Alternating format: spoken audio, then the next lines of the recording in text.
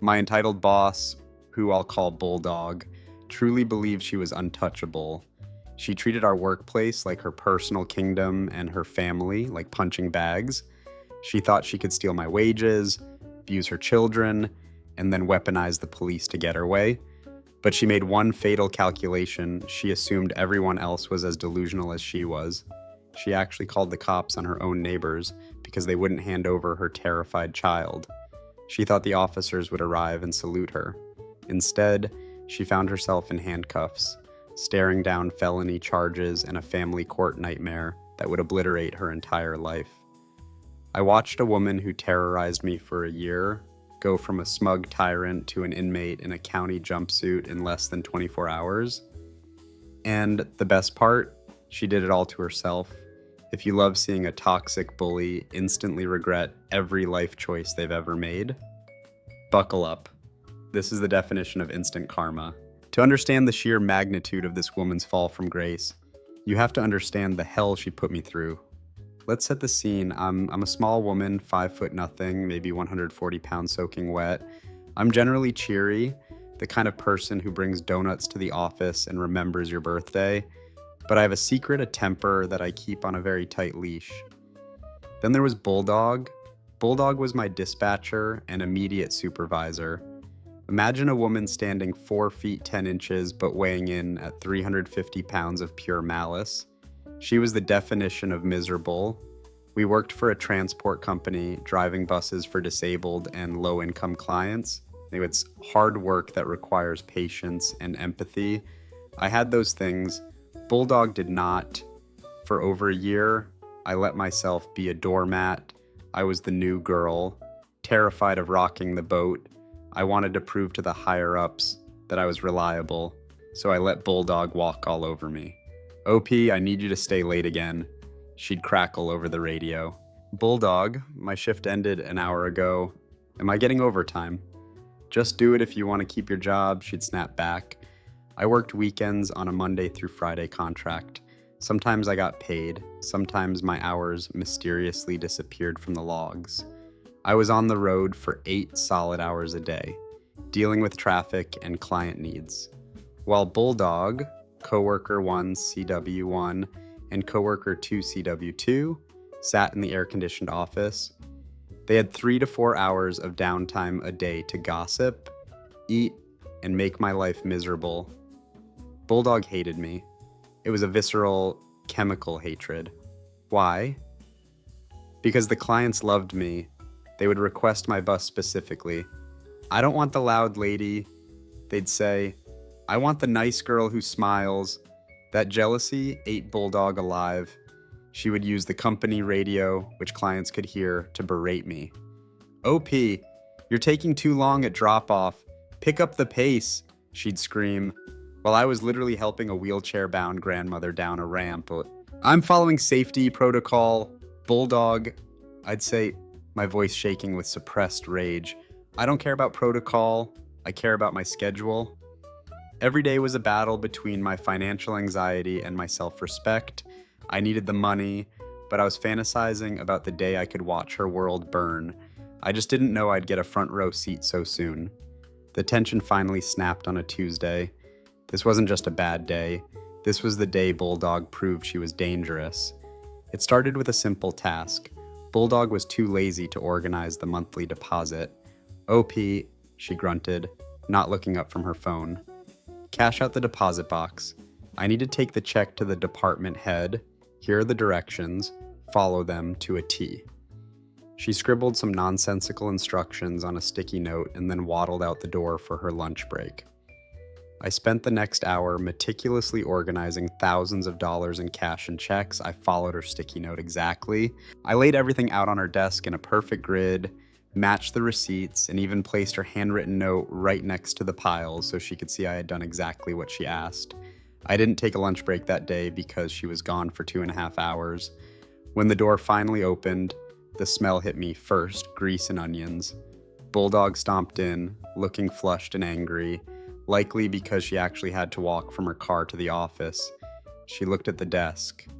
"What is this?" she screamed. I jumped. "It's the deposit. I did exactly what you wrote down." This is wrong. This is all wrong. Are you stupid? Bulldog, look at the note, I said, pointing to the paper. Left pile is checks, right pile is cash. It's right there. She didn't look. She didn't care. She turned on me, her face a mask of purple rage. She marched up to me, all 350 pounds of her, and got in my face. Now, remember, she's shorter than me, but wide. She puffed her chest out and literally chest bumped me. It was like being hit by a semi-truck made of dough. Don't you talk back to me, she spat. Little flecks of saliva hitting my face. I will call the department head. Right now, I will have you fired for incompetence.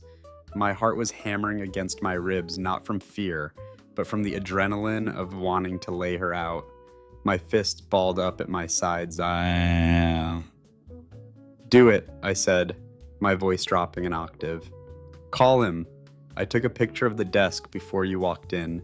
I have the timestamp. I have your note.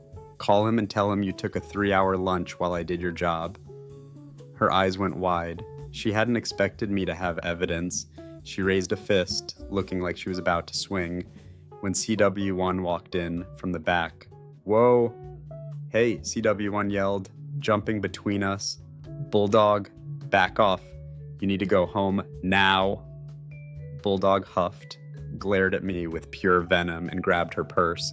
This isn't over, she hissed. She was right. It wasn't over, but the next battle wouldn't be in the office. It would be in the back of a squad car. Fast forward 2 months. The universe works in mysterious ways. I developed a severe eye infection in both eyes. My corneas were ulcerated, and I had to keep my eyes dilated constantly. I couldn't drive. This meant Bulldog had to get off her chair and actually drive my routes. She was livid. She had to work a full 8-hour shift on the road and then do her dispatch paperwork. During this week of torture for her personal life was imploding.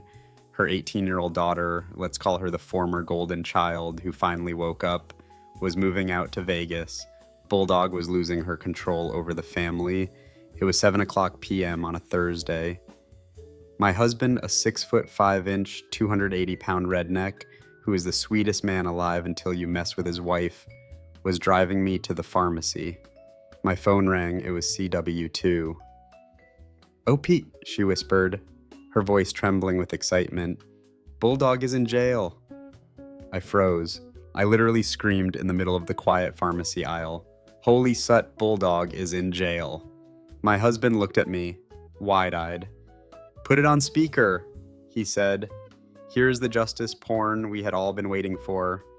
Apparently, Bulldog went home after her shift, furious about driving my route, and furious that her 18-year-old was packing bags to leave. She did what any abusive, entitled narcissist does when they lose control. She got violent. She started beating her 18-year-old daughter, fists, scratching, the works. Her younger daughter, an 8-year-old innocent kid, saw this happening. She ran out the front door and sprinted to the neighbor's house, screaming for help. The neighbors took the 8-year-old in and locked the door. Back at the house, the 18-year-old managed to fight Bulldog off and escape. She ran out with a busted lip, 2 black eyes, and a broken wrist. She got away. Bulldog, now in a blind rage, realized the 8-year-old was gone. She marched over to the neighbor's house and pounded on the door. "Give me my daughter," she screamed. The neighbor shouted back, "We aren't opening this door. We called your husband. He's on his way." And this is where the delusional entitlement hits peak levels. Bulldog, believing she owns her children like property, pulled out her phone and called the police. She told the dispatcher, "My neighbors have kidnapped my child and are holding her hostage." The police arrived within minutes, but so did Bulldog's husband, and so did the truth. The cops saw the neighbors protecting a terrified child. They heard the testimony of the beat-up 18-year-old at the ER. They looked at Bulldog, who was standing there smirking, waiting for the neighbors to be arrested. Instead, the officers walked right past the neighbors and slapped cuffs on Bulldog. She was charged with battery, assault, child endangerment, and filing a false police report. She was booked into county jail that night. The next morning, the fallout at work was glorious. I wasn't there, but CW1 told me everything. The department head walked in, and Bulldog's husband was already there. He showed the boss the police report. He showed the mugshot. He said, she's not coming in. I'm leaving her in there. 10 minutes later, the phone rang. It was Bulldog's aunt. Hi, the aunt said. Bulldog is really sick today. She can't come in. She has a stomach flu. My department head, absolute legend that she is, leaned into the speakerphone. Oh, really? Did she catch that stomach flu in the county jail holding cell last night? The line went dead. The aunt hung up. The lie had collapsed. This triggered a massive internal investigation. The company head, the big boss, came down. He pulled my file. He read my reports about the unpaid overtime. He read about the radio abuse. He started calling clients. Did Bulldog ever speak inappropriately on the radio? Oh, yes, every client said. She was nasty to OP. We hated it. The evidence piled up, the wage theft, the harassment, and now a violent criminal charge sheet. Her net worth was about to tank, and her career was already dead. The following Monday, I was still on medical leave for my eyes, but I was called into the office. My department head met me at the door. She looked frantic but determined. We are firing her today, she said, but we need you off the property. She's unstable, and we don't know what she'll do when we hand her the termination papers. CW1 drove me to a coffee shop down the road. I sat there, sipping a latte, imagining the scene. Bulldog walking in, expecting to bully everyone, only to be met with a box for her things and a security escort. I have never felt a sense of relief like that. The monster was gone. Update. It has been a few years since the reign of Bulldog ended, and I know you guys need closure on exactly how ruined she is. First, the legal fallout. The Bulldog pled guilty to the assault charges to avoid a lengthy prison sentence, but she still served 6 months in county jail. Because of the felony conviction involving a minor, she is now permanently barred from working in transport, caregiving, or any field involving vulnerable people. Her husband, the 6'5" redneck saint, filed for divorce while she was sitting in her cell. He got full custody of the 8-year-old. The family court judge looked at the police report and the medical records of the 18-year-old and basically laughed at Bulldog's request for visitation. She has supervised visits once a month. That's it. The 18-year-old daughter moved to Vegas, is in therapy, and is thriving. She has zero contact with her mother. As for me, when Bulldog was fired, the company realized they needed someone who actually knew the routes and the clients to run dispatch. I got her job. I got her desk after I sanitized it with industrial-grade bleach. I got her salary. And the first thing I did was implement a strict no-abuse policy on the radio. Bulldog lives in a trailer on the outskirts of town now. I saw her at the grocery store recently. She looked old, tired, and alone. She saw me, and for a second, I saw that old spark of hate in her eyes. But then she looked at my nice clothes, and then down at her cart full of generic ramen, and she just looked away. Karma didn't just bite her, it swallowed her whole. Have you ever seen an entitled boss try to lie their way out of a situation only to be exposed by public record? Let me know in the comments, and don't forget to subscribe for more stories of justice served cold.